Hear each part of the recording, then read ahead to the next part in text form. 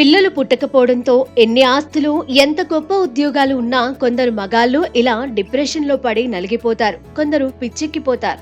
వీరి బాధకు అంతులేదు. పురుషుల కొన్ని అలవాట్లు వంధ్యత్వానికి అంటే సంతానం కలగకపోవడానికి కారణమంటున్నారు నిపుణులు. పలువురు గ్యాస్ట్రో ఎంటరాలజిస్టులు వంధ్యత్వానికి కారణమయ్యే 3 అలవాట్ల గురించి హెచ్చరిస్తున్నారు. ఈ అలవాట్లు ఉంటే మగవారు వెంటనే మానేయాలి, లేదంటే చాలా సంతానోత్పత్తి సమస్యల్ని ఎదుర్కొనే ప్రమాదం ఉంది.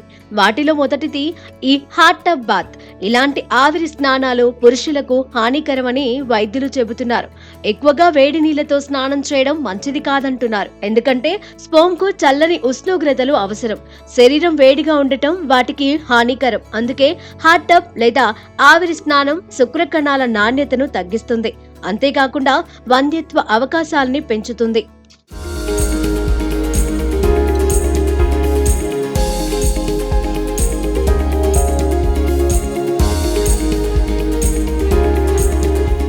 ఆ తర్వాతి అలవాటు చాలా మంది లోదుస్తుల్ని గట్టిగా లేదంటే బిగుతుగా వేసుకుంటారు.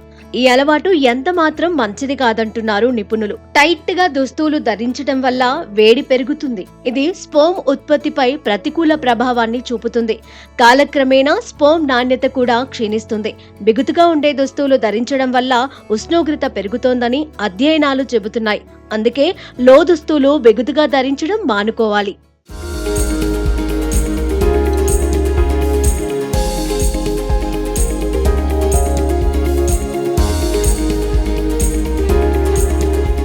ఆ తర్వాత మద్యపానం, ధూమపానం ఇవి మన ఆరోగ్యానికి హానికరమని మనందరికీ తెలుసు. ఈ చెడు అలవాట్ల వల్ల అనేక ఇతర ఆరోగ్య సంబంధిత సమస్యలు ఉండటమే కాకుండా పురుషుల సంతానోత్పత్తిపై కూడా ప్రతికూల ప్రభావం చూపుతుంది. ముఖ్యంగా స్మోకింగ్ ఎక్కువగా చేసేవారు వంధ్యత్వ సమస్యల్ని ఎదుర్కొంటున్నట్లు అధ్యయనాలు వెల్లడించాయి. నికోటిన్తో పాటు ఇతర రసాయనాలు స్పోమ్ నాణ్యతపై ప్రతికూల ప్రభావాన్ని చూపుతాయి. అందుకే ఇలాంటి అలవాట్లకు మగవారు దూరంగా ఉండాలని చెబుతున్నారు.